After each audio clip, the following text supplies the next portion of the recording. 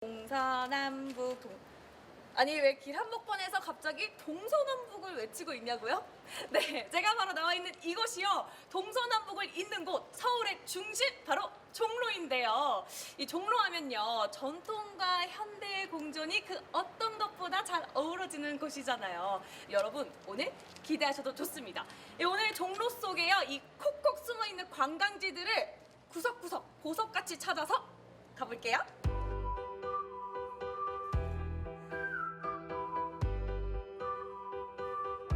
저 낙원의 파랑새를 쫓아다녔던 우리의 일상.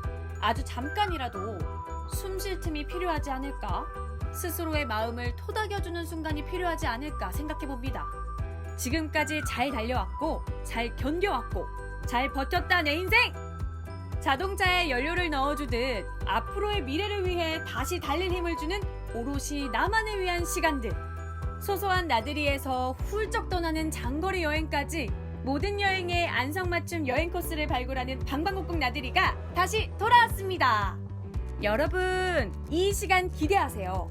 바로 서울 도심 속에서 특별한 하루를 보낼 수 있는 아주 좋은 코스들만 제가 준비했거든요. 여러분 마음에 쏙 드시길 바라면서 방방곡곡 나들이 지금 출발합니다.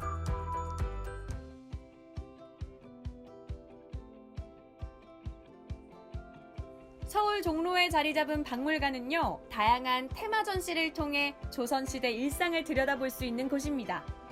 특히 이 아름다운 가구들 보이시죠? 전통 가구는 재질부터 디자인까지 모두 그냥 만들어진 게 없습니다. 짠! 네, 이 옛 생활을 살펴볼 수 있는 첫 번째 장소, 박물관에 제가 도착했는데요. 제가 이렇게 훅훅 둘러보니까요, 너무 아름답고 예쁜 고가구들이 눈에 쏙쏙 들어오거든요. 이것이 어딘지 자세한 설명 하계자 선생님 모시고 들어볼게요. 선생님 안녕하세요. 네, 안녕하세요. 네, 너무 아름다우십니다. 네, 선생님 여기 첫 번째 장소인 만큼 제가 너무 기대를 하고 있는데 이 고가구들이 너무 멋져요. 이곳 어딘가요? 조선시대에 사용했던 전통 목가구나 도자기 그리고 각종 공예품들을 소장을 하고 있고 전시로 보여지고 있는 박물관입니다. 2012년도에 권오건 화백의 구장품으로 첫 개관 전시를 했었고요. 그리고 그 다음 이듬해 지금의 이름으로 북촌박물관으로 명칭을 변경해서 지금까지 운영해 오고 있습니다. 네, 제가 이렇게 살짝 둘러보니까요, 전시품들이 굉장히 많은데 이 전시 말고도 또 기획전도 열린다고 제가 알고 있는데 맞나요? 조선시대의 유물을 골동품으로만 보여주는 네. 것이 아닌 이제 조금 더 재밌고 다양하게 저희는 전시를 보여주려고 노력을 하고 있는데요. 대표적으로 이전에 안경을 소재로 전시를 했었습니다. 지금은 안경이 매우 흔한 소재지만 조선시대에 처음 들어온 안경은 매우 귀했고 진귀했던 물건으로 당시에는 높은 분들만 사용이 가능했었던 물건이었어요. 이게 조선 말기로 오면서 이제 대중화되고 일반 백성들까지 사용이 가능했었는데 그런 아이템을 가지고 조선시대의 생활상을 보여준 전시를 개최하기도 하였습니다. 그러면 그 안경전은 지금 못 봐서 너무 아쉽긴 한데요. 현재 진행하고 있는 기획전 혹시 있나요? 근데 지금은 한옥에 있는 방을 소재로 해서 방이라는 전시를 지금 보여주고 있습니다. 그럼 선생님, 저도 2020년에 살고 있는 현대인이잖아요. 그래서 이 전시관에서 옛날에 조선시대 생활상은 어땠을지 너무 궁금하거든요. 혹시 구경하면서 저한테 설명 좀 해주실 수 있을까요? 네, 그럼 이쪽으로 가실까요? 네, 알겠습니다. 분명 사용한 사람들의 손때와 세월이 내려앉은 오래된 고가구들이지만요, 각각의 생활 공간에 어울리면서도 알맞은 재질로 실용성과 수준 높은 미적 감각 모두를 겸비한 가구를 만들어냈던 우리 조상들의 지혜를 엿볼 수 있습니다. 네, 선생님, 여기 그 첫 번째로 저희가 둘러볼 목가구, 이 너무 멋진데 목가구 혹시 특징이 좀 있을까요? 네, 그럼요. 이제 조선시대 목가구는 사용하는 공간에서 다르게 사용을 했었는데 특히나 조선시대는 유교사상 영향 때문에 부엌이나 안방, 사랑방에서 다른 가구들의 성격을 지니고 있다고 보시면 되세요. 이제 지금 첫 번째 보시는 이 공간은 부엌 공간을 제한한 곳입니다. 그래서 부엌 공간은 아무래도 가족의 음식을 만들고 식사를 준비하는 곳이잖아요. 습기나 이제 무거운 그릇을 잘 받칠 수 있는 기능성과 실용성을 중점으로 해서 만들어진 가구라고 보시면 되세요. 아, 이 밥을 책임지는 공간, 부엌의 가구. 그러면 제 눈에 가장 먼저 띈, 이 너무 아름다운 고급스러운 이 가구 어디에 쓰이는 건가요? 쓰임새 좀 알려주세요. 네, 이것은 찬장이라고 하는데요. 조선시대는 냉장고가 없었기 때문에 음식을 만들고 이제 음식을 먹기 전까지 잠시 동안 저 찬장 안에 문 안에 보관을 하면 이제 먼지나 해충으로부터 음식을 보호하는 기능을 하였습니다. 그것이 지금 찬장이고 오늘날에도 보통 싱크대 위에 찬장이라고 부르는 그런 네. 용도도 있잖아요. 지금도 그대로 이어져 있다고 생각하시면 되세요. 그러면 부엌에 쓰이는 것만큼 습기가 정말 중요하잖아요. 네. 그럼 혹시 이 나무가 어떤 나무인가요? 물에 잘 젖지 않는 나무인가요? 네, 주방에 사용하는 가구는 물기에 강한 소나무나 은행나무를 주로 사용을 하였습니다.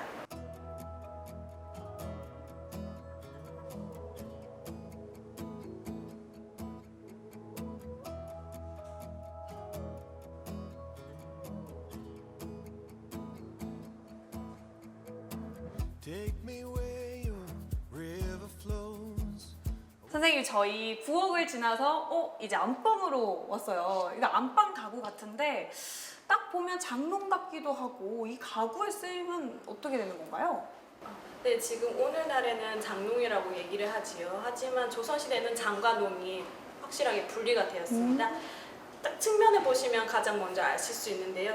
장은 측면이 한 판으로 통으로 되어 있다면 농은 각 층마다 분리가 가능하다는 게 농이에요. 그래서 보통 여기 보시는 머리장은 머리맡에 두고 이제 기중품을 보관하던 용도로 많이 사용되었었고 저기 옆에 보시면 2층 농에는 농이 2개가 있다는 것이 지금 2층 농이라고 보시면 되세요. 그래서 오늘날에는 그걸 합쳐서 장농이라고 부르고 있습니다. 안방의 경우는 이제 조선시대 여성의 덕목이 바느질이었다고 얘기를 하잖아요.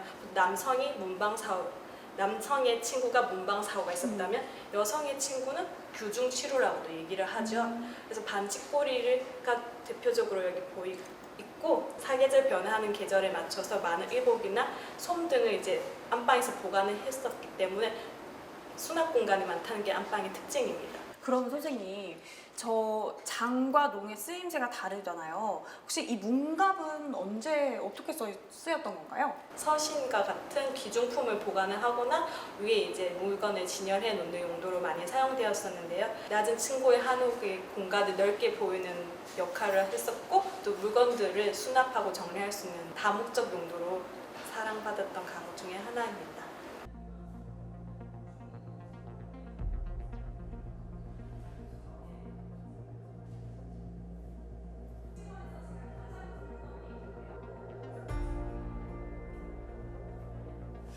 수연이 없다.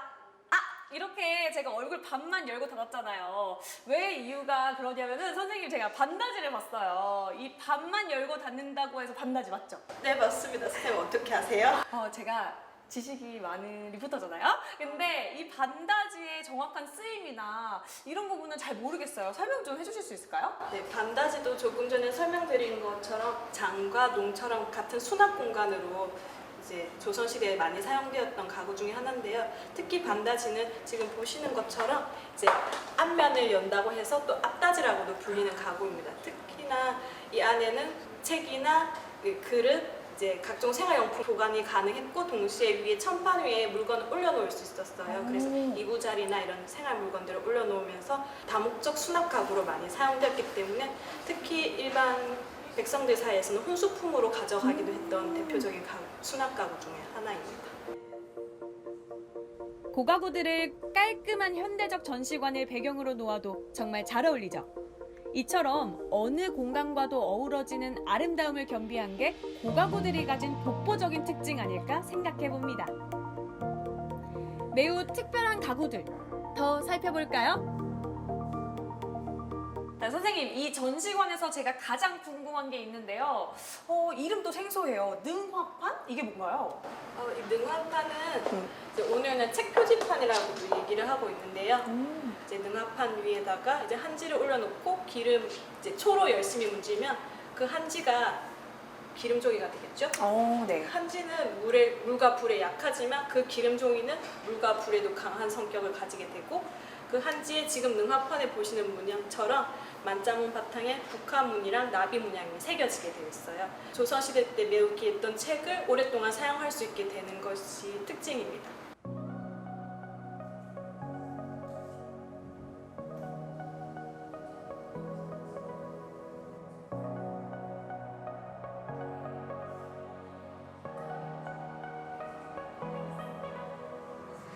네, 아까 선생님이 말씀하셨던 그 문방사우 중에 또 중요한 요소 중 하나죠, 이 벼루. 저희가 지금 보고 있는데 선생님 벼루에 얽힌 뭐 재밌는 이야기가 조금 있을까요? 네, 이 벼루는 지금 특별하게 위원석 벼루라고도 불리는데요. 지금 북한에 있는 위원강에서 나는 돌로 만들어진 벼루입니다. 당시에는 위원석 벼루는 중국으로 선물 보내는 용도로 사용을 하였기 때문에 보통 우리나라에서 만들었던 단순한 문양에 비해서 조금 화려하다는 게 특징이에요. 근데 자세히 보시면 십장색 무늬가 숨겨져 있다는 거 보실 수 있으세요. 한번 찾아보시겠어요? 십장생문이요? 선생님 나무 모양밖에 안 보이는데 어디 십장생무늬가 있다고 하시는 거죠, 저한테? 저기 맨 위에는 네. 노송이라고 하는 이제 오래된 소나무가 있고 또 측면 아래쪽에는 대나무가 있습니다. 그리고 사슴 2마리와 불로초가 가운데 있다는 걸 보실 수 있어요. 그리고 맨 위쪽에는 구름과 이제 새 2마리가 있는데요. 가장 가운데 큰 부분은 뭐라고 생각하세요? 약간 목탁을 치는 느낌 같기도 하고. 십장생의 일부라고 생각하세요. 아, 네. 그러니까 자연물이라고도 얘기를 할 수 있는데 동그랗게 생긴 그 부분은 해라고 생각하실 수 있어요. 이제 먹을 가는 저 부분은 연당이라고 얘기를 하는데 연당은 해고 그 물이 빠지는 먹물이 빠지는 연지 부분은 초승달이라고 보시면 되세요. 그러면 해, 달, 소나무, 대나무, 사슴, 불로초, 구름. 네, 그러면 그렇게 십장생 무늬를 찾아보실 수 있으시겠죠? 한국의 고가구는 세계 유명인들에게도 찬사를 받았다고 하는데요. 헐리우드 영화배우 브래드 피트가 그토록 탐냈다던 가구, 책함도 이곳에서 볼 수 있습니다. 책함! 선생님, 제가 책함이라는 걸 봤는데요. 책을 넣어두는 함 같기도 하고 맞나요? 네, 맞습니다. 책함은 오늘날 책 상자라고도 얘기를 할 수 있는데요. 조선시대의 책은 매우 귀했기 때문에 책 한 질이라고 하죠. 책 한 세트를 마련하면 그거에 맞춰서 책 상자를 짰다고 합니다. 그렇기 때문에 여기 있는 책함들처럼 이제 크기가 다양한 크기의 책함들이 있는 거고요. 그리고 그 책을 보관할 때 어떤 책을 보관했는지 이름이랑 몇 권이 보관되었는지까지 책함에 새기기도 했습니다. 그리고 심지어 날짜까지 기록된 것들이 있는데요. 한번 보시면 어떤 책들이 보관되었는지 상상하실 수 있으실 것 같아요. 공간에 맞춰 배치할 수 있는 가구라니, 제 방 안에 드리고 싶네요. 전시관에는 다양한 체험 코너들도 마련돼 있어서 아이들과 함께해도 좋겠죠? 이토록 아름다운 우리 고가구, 북촌에 오셔서 꼭 만나보세요. 거의 다 맞춰가요.